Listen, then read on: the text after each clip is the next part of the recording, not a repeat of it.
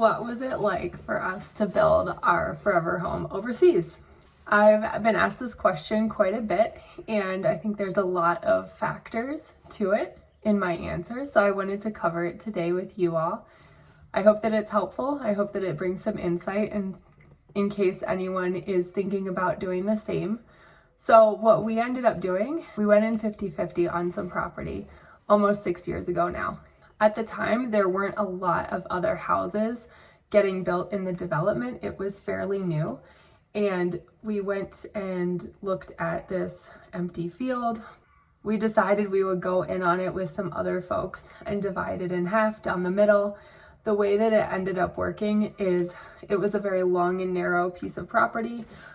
Because of where the road is, we ended up having to divide it on the long side, so it's even more long and narrow.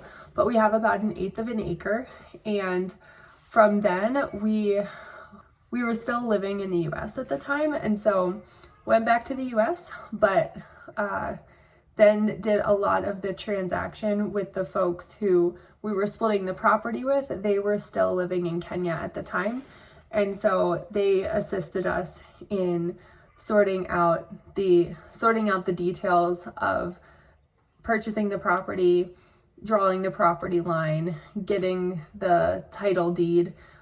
We ended up purchasing the property under one name and then dividing it later under both names and splitting the property in half officially, getting a title deed for ourselves and then the other folks on the other side. So we have a friend who is an architect, and he helped us out creating a mock-up of what the layout could look like in our home. That was a really good guide and template for us to work off of. And then we tweaked it and made adjustments based on how we wanted the home to be. And so we did get a chance to design our own home from beginning to end. As we were working with the architect to design our home, we also built a wall around the home to secure the property. In Kenya, that's very common. So we're actually in a gated community, and then also have a wall around our own home and property as well. Before we built the home, we built the wall. After that, we started with the foundation. This property is actually it was like a big slab of rock or something underneath. My husband really wanted a basement. We were not able to accomplish that because of how the ground was on the property. But we laid the foundation, and then slowly by slowly, ground floor, first floor, second floor, built our way up.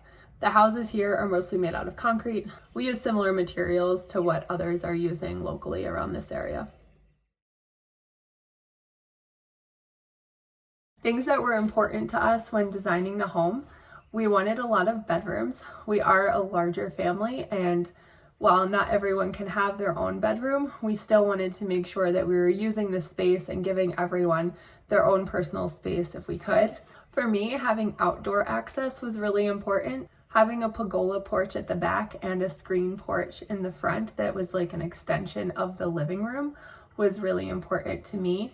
For my husband, he really didn't like the boxy stairs that went all the way up in like a square way. He wanted that circular round feel, and so he insisted on the spiral staircase. For me, also letting a lot of light in was important, and so I wanted a skylight. A lot of times you'll find that the stairwell is a pretty dark place, and so I wanted a skylight coming from the ceiling where the stairwell was, so that there was a lot of light whenever you went up and down the stairs. We also added lots of windows, and because the house is long and narrow, we ended up doing the ground floor, first floor, and second floor. So essentially 3 floors in total. And then the spiral staircase, you can look, when you go all the way up, you can see all the way down, which is kind of nice.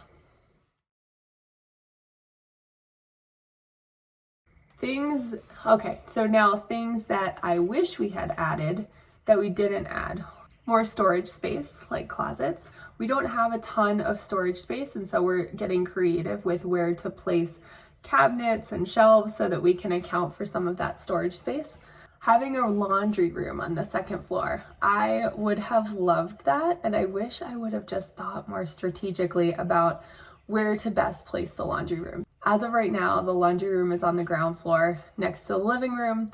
Not great, but it is what it is. Maybe we'll move it later, but for now, it's it's in an okay spot.